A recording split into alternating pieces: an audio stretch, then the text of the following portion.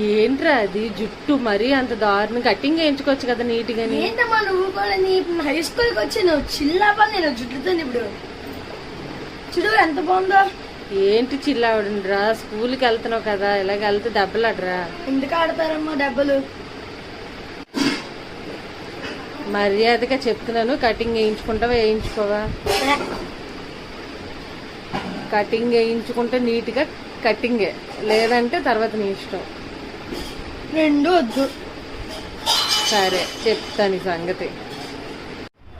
ఏదో ఒకటి చేసి జుట్టు పెంచుకోవాలి. ఈ లైజల్ హార్పిక్ రాసైనా జుట్టు పెంచుకోవాలి. కామన్ పీపుల్లో మాత్రం నూనె రాయకూడదు.